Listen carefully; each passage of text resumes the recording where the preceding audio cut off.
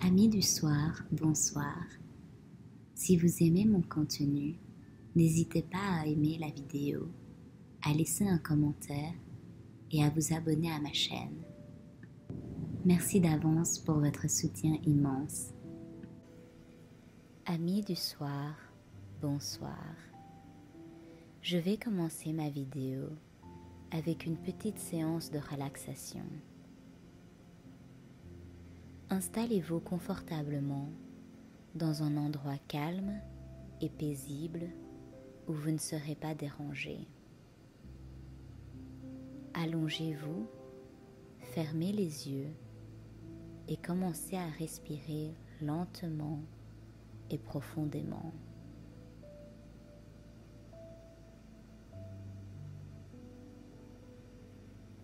Prenez quelques instants pour vous concentrer sur votre respiration.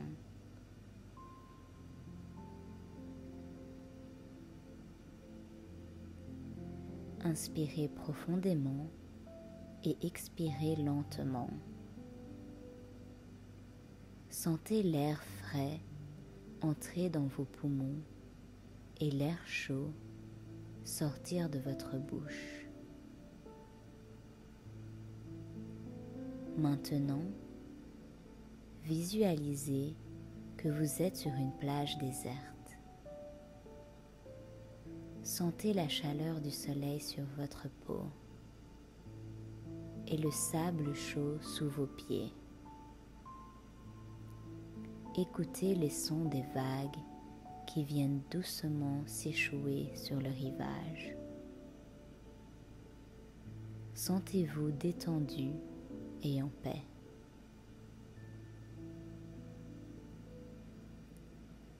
Laissez toutes vos tensions, vos soucis et vos préoccupations s'évanouir au fil de la marée.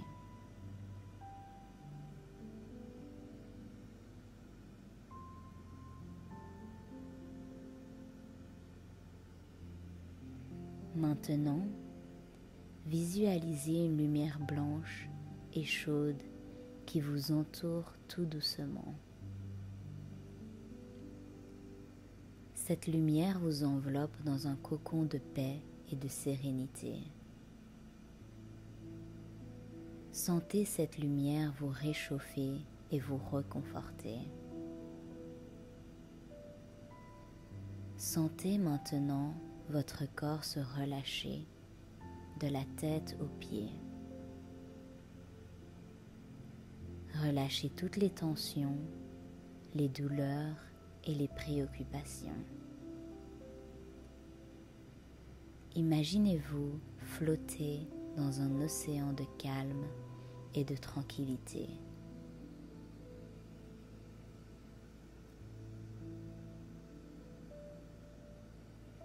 Sentez la paix intérieure qui vous envahit. Laissez-la vous réconforter et vous guider vers un état de relaxation profonde. Prenez quelques instants pour vous concentrer sur votre respiration à nouveau. Inspirez profondément et expirez lentement. Sentez-vous calme et paisible.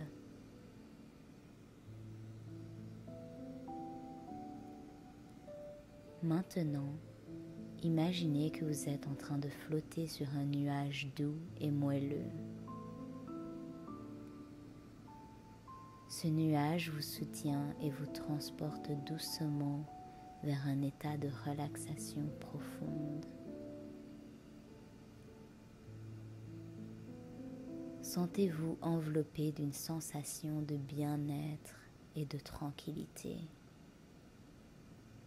Profitez de cette détente et de ce silence intérieur.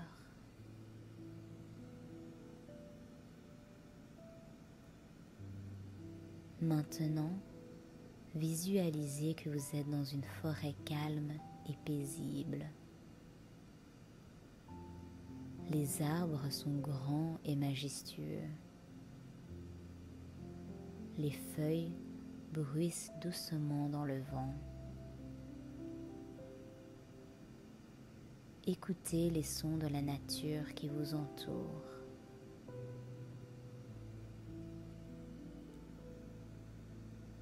Sentez-vous en harmonie avec la nature qui vous entoure. Sentez la paix et la sérénité qui vous enveloppent.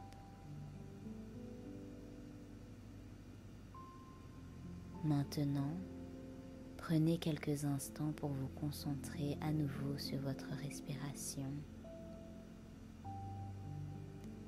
Inspirez profondément et expirez lentement.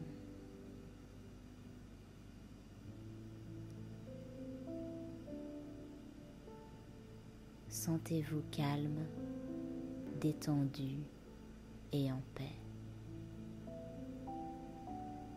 Restez dans cet état de relaxation profonde afin de dormir paisiblement et longtemps.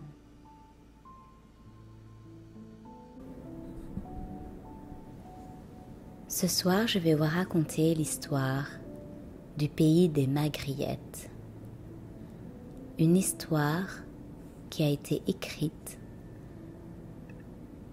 par Jean-François Bonaventure Fleury. Il y avait une fois un roi et une reine qui n'avaient pas d'enfants, mais qui tenaient beaucoup à en avoir. À la fin, il leur en vint un. On célébra le baptême avec une grande solennité. Toutes les fées du voisinage furent invitées au baptême, mais l'une d'elles, qu'on avait oubliée, se vengea en donnant à l'enfant un visage de singe. Toutefois, cette difformité ne devait durer que jusqu'à son mariage et 15 jours après. Le roi et la reine étaient au désespoir. On attendait avec impatience le moment où on pourrait le marier. Ce moment arriva enfin. Enfin, pour les parents, car le prince n'y mettait pas d'empressement, sachant que sa figure de singe n'était guère propre à le faire aimer. Ses parents, qui tenaient beaucoup à le voir changer de figure, lui remirent une pomme d'orange. « Tu la donneras à celle des filles du pays qui te conviendra le mieux. » Puis le roi fit abattre par le tambour de la ville que toutes les filles à marier eussent à se présenter devant le palais, pour que le prince puisse choisir une épouse entre elles. Les jeunes filles n'étaient pas trop contentes, les riches surtout, à l'idée d'avoir pour mari un homme à tête de singe, comme était le fils du roi. Mais il n'y avait rien à faire. Il fallait obéir. Elles arrivèrent donc toutes dans la cour du palais. Le prince les passa en revue. Celles devant lesquelles il avait passé sans leur donner la pomme d'orange se sauvèrent bien vite, heureuses d'être débarrassées. Le prince, qui lisait ce sentiment sur les visages, refusa de choisir entre elles et les congédia toutes. Cela ne faisait l'affaire ni du roi ni de la reine, puisqu'ainsi leur fils courait le risque de rester singe toute sa vie. Comme il lui faisait des remontrances, 2 militaires amenèrent une jeune fille, une patoure, fort mal habillée, qui n'avait pas osé désobéir au roi en ne se montrant pas, mais s'était dissimulée derrière un arbre pour ne pas être aperçue. On la dénonçait comme s'étant soustraite à l'ordre qui avait été donné à toutes les filles du pays. Le prince la regarda. Il n'y avait dans ses yeux ni dégoût, ni dédain. Il y avait de la modestie et de la sympathie. Son regard semblait dire « Je ne suis pas digne que le prince me choisisse, mais je le plains, et je me sens toute disposée à l'aimer. » Le prince lui donna donc la pomme d'orange. Il fallut la décrasser d'abord. On lui fit prendre un bain, on lui donna une belle robe de princesse, des colliers, des chaînes d'or. Ses compagnes ne l'auraient pas reconnue, mais elle avait toujours ce doux et bon regard qui avait séduit le prince au premier abord. Il accepta avec joie cette charmante épouse.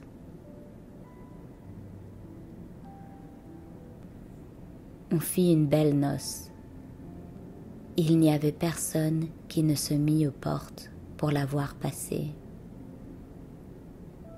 La jeune femme aurait été la plus heureuse des femmes, n'eût été le visage de son mari. Il était empressé, attentif du reste. Elle sentait qu'elle l'aimait beaucoup, mais elle l'eût aimé encore bien plus sans sa figure de singe. Quand il était couché la nuit auprès d'elle, dans l'obscurité, il lui semblait qu'il n'avait plus cette affreuse figure. Une nuit, elle n'y tint plus. Elle résolut de s'en assurer. Elle se leva tout doucement, nu-pieds, alla chercher une bougie.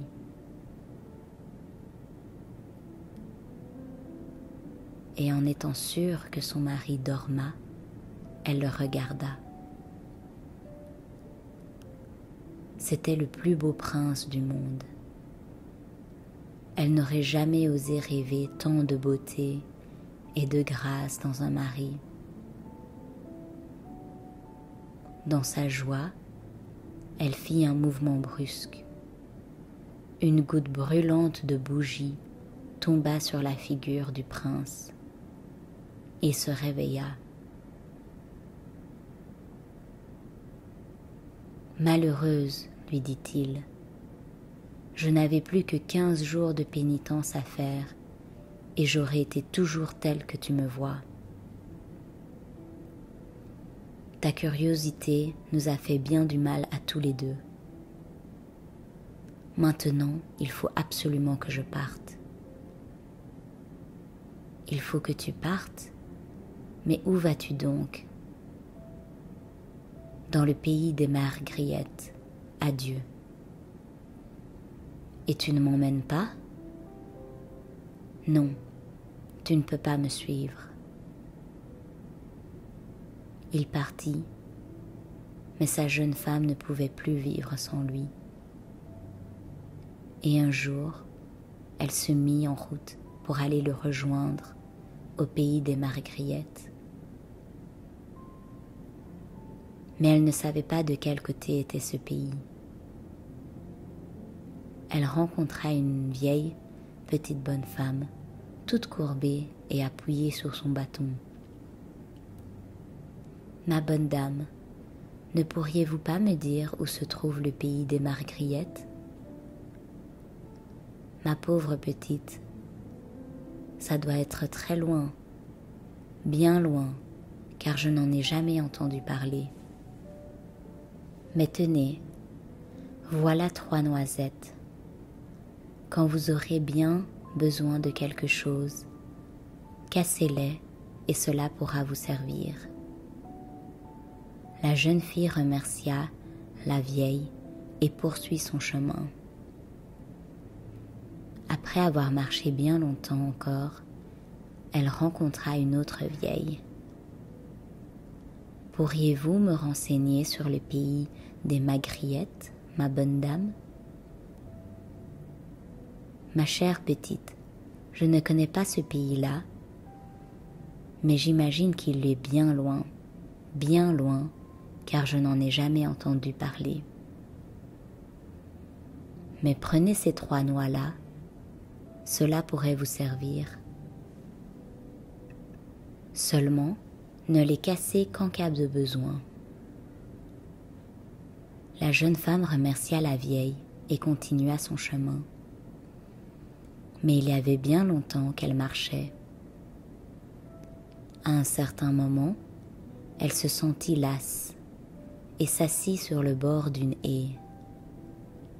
Une bonne femme qui passait par là lui dit : « Vous avez l'air bien fatiguée. Vous venez de loin sans doute. »« Oh oui, de bien loin. Je voudrais aller au pays des Margriettes. Ne pourriez-vous pas m'indiquer le chemin ? » ?»«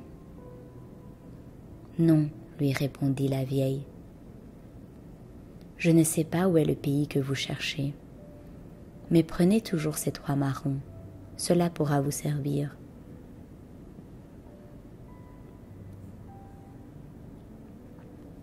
Ces 3 vieilles étaient les fées protectrices de la jeune femme.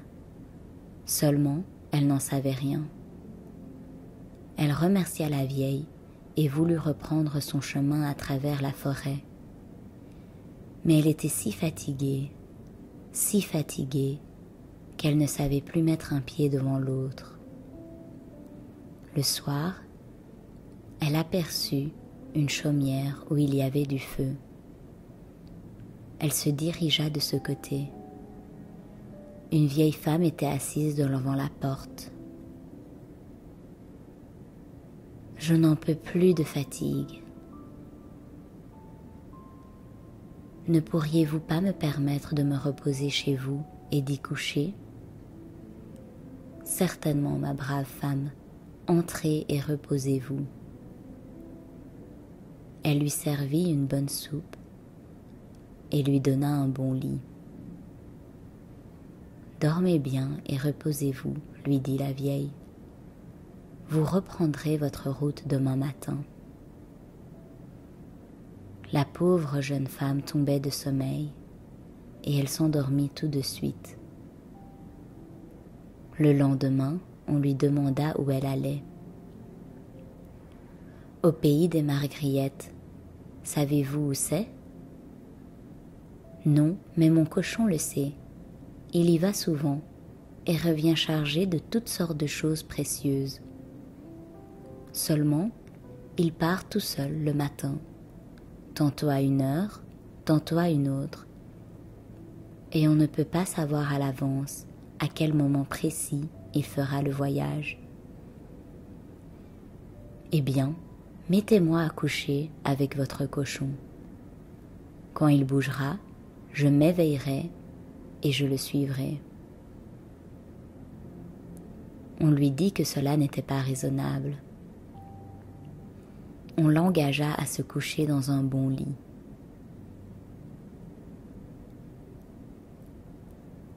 Mais la jeune voyageuse s'obstina. On lui fit donc un lit dans de la paille fraîche. Elle se coucha sans se déshabiller et s'endormit, mais d'un œil seulement. Dans le haut de la nuit, elle entendit le cochon qui s'éveilla, se secoua et s'en alla en faisant tron, tron. La jeune femme sortit avec lui. Elle le suivit et de bon matin, ils arrivèrent devant un magnifique château où plein de gens allaient et venaient, comme s'il s'y passait quelque chose d'extraordinaire. Elle aperçut une petite pâtoure et engagea la conversation avec elle. « Ma petite, pouvez-vous me dire qu'est-ce ce château ?»« Madame, c'est le château des Margrillettes. Et la demoiselle va se marier avec un jeune et beau prince qui est arrivé ici il n'y a pas longtemps. » « Si c'était mon mari, pensa-t-elle. « Veux-tu changer d'habit avec moi, ma petite ?»« Oh, madame, ne vous moquez pas de moi. »« Je ne me moque pas, je parle sérieusement. »« Veux-tu troquer tes habits contre les miens ? Une princesse comme vous ? J'ai été pâtour avant d'être princesse. Changeons d'habit, te dis-je. Crains-tu de perdre au change ? » La paysanne, toute confuse, se déshabilla. La jeune dame se revêtit du costume de la bergère en lui laissant le sien, puis alla se présenter au château.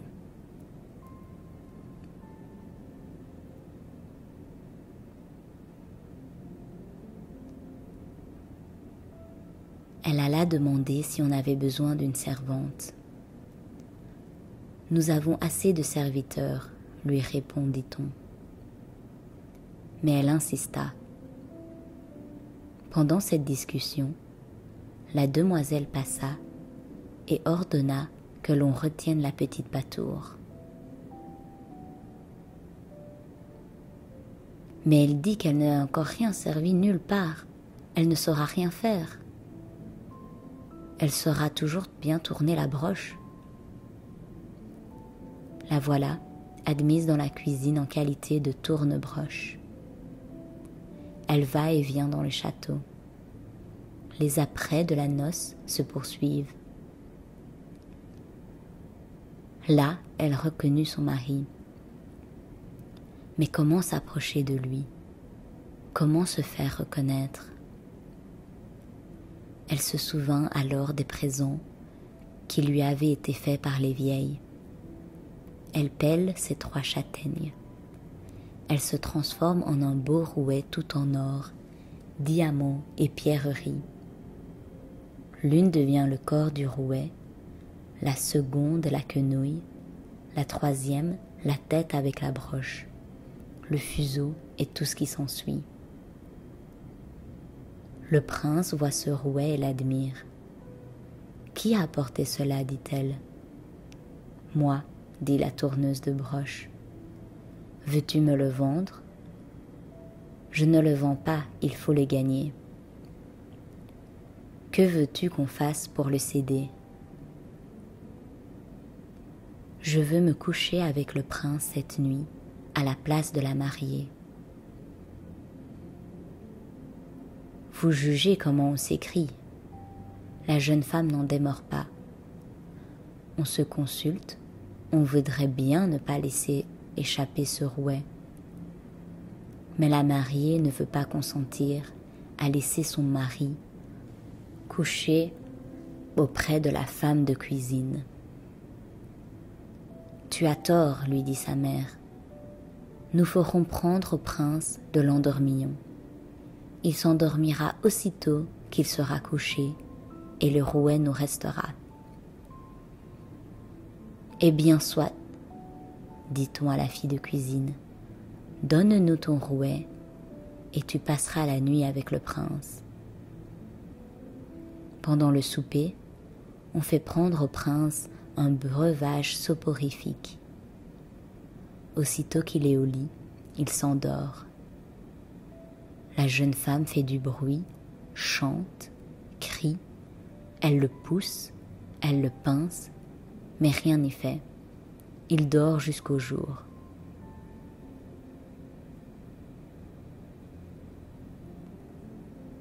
La jeune femme dépitée, mais non découragée, se retire dans le petit réduit qu'on le lui a assigné.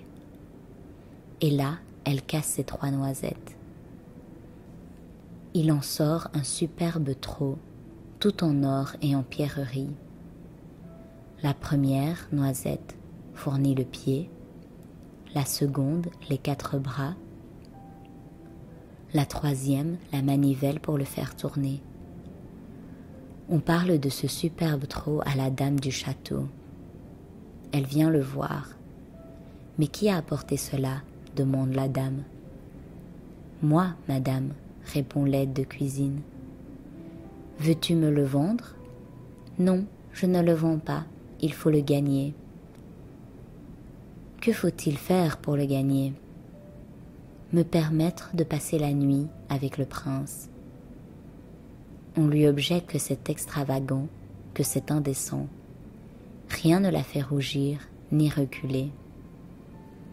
La mariée déclare qu'elle se repent d'avoir consenti une première fois et elle ne consentira pas une seconde fois. Sa mère parvient à la calmer. On fera prendre cette fois encore de l'endormillon au prince. La jeune femme tâchera de l'éveiller comme l'autre nuit et ne réussira pas, et le trot sera gagné. La princesse cède encore une fois, et cette nuit se passe en effet comme la première.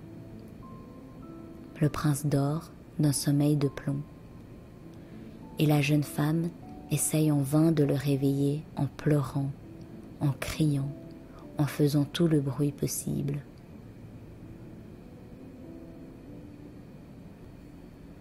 Les domestiques, que cela empêche de dormir, sont fort mécontents. Ils se plaignent au chef de cuisine, qui se charge de faire entendre leurs doléances. Il va en effet trouver le prince. « Prince, lui dit-il, il se passe quelque chose de bien extraordinaire la nuit dans votre chambre. Ce n'est pas votre femme qui est avec vous, mais sa petite aide de cuisine. Et elle fait toutes les nuits un bruit à empêcher tout le monde de dormir. » En effet, pense le prince, je me sens tellement lourd tous les soirs quand je me mets au lit, qu'il doit y avoir quelque chose de malicieux là-dessous. Certainement, on me fait prendre de l'endormillon. Mais si l'on m'en apporte la prochaine fois, je ne dirai rien. Je le jetterai à la ruelle du lit. Je ferai semblant de dormir et je verrai ce qui arrivera. La jeune femme voulut faire une 3e tentative. Il lui restait les 3 grosses noix. Elle les cassa et elle vit apparaître devant elle un superbe dévidoir, plus riche encore et plus beau que le rouet et le trot. La première forma le pied, la seconde les 4 bras et la troisième les 4 fillettes. Le rouet et le trot n'étaient rien auprès du dévidoir. La dame en fut émerveillée et proposa de nouveau à la petite tournebroche de le lui vendre. « Je ne le vends ni pour or ni pour argent. Que veux-tu donc ? Passer une 3e nuit avec le prince. Tu y as déjà passé 2 nuits. Je veux essayer une 3e nuit. » Après avoir longtemps hésité, la mère et la fille consentirent encore une fois, promettant bien d'user de l'endormillon comme les 2 premières nuits. À peine le prince était au lit, qu'on lui apporta la liqueur soporifique, comme un bon cordial. Il ne dit rien et fit semblant de l'avaler. Mais il la jeta à la ruelle et ferma les yeux comme s'il dormait. Sa femme, l'ancienne, vint alors se placer à côté de lui. Dès les premiers mots qu'elle prononça, il la reconnut. Jusqu'alors, il ne l'avait pas regardée sous ses vêtements d'aide de cuisine. « Comment, ma femme chérie, c'est toi qui viens me retrouver ici? Comment as-tu fait pour me découvrir ?» Elle lui raconta tout ce qui s'était passé et comment elle était parvenue à trouver le pays des Margrillettes.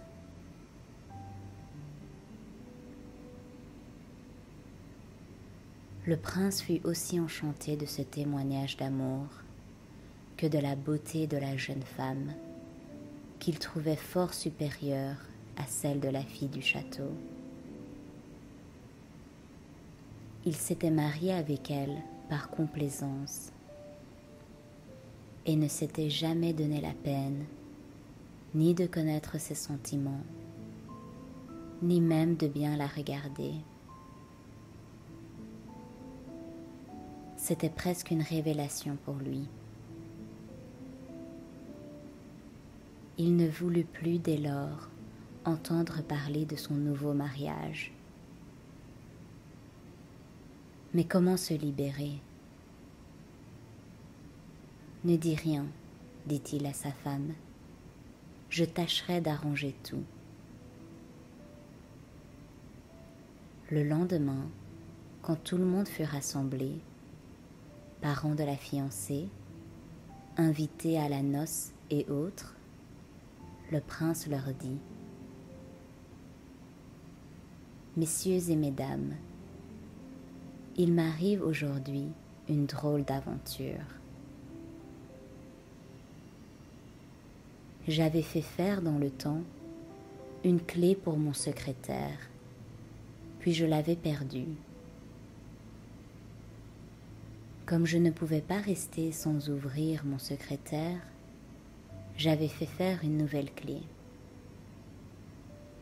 Mais voilà que je viens de retrouver la vieille, au moment où je ne me suis pas encore servi de l'autre. Laquelle vaut-il mieux garder, la vieille ou la neuve? La vieille, n'est-ce pas, dont j'ai fait usage et je connais bien? N'êtes-vous pas de cet avis-là? Certainement, répondit-on. Il vaut beaucoup mieux garder la vieille, celle dont on avait l'habitude de se servir et qui convient le mieux à la serrure.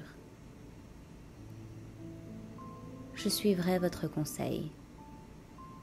Ma vieille clé que j'avais perdue, la voilà, dit-il, en montrant la jeune aide de cuisine. Je l'ai retrouvée et je la reprends, selon le conseil que vous m'avez donné.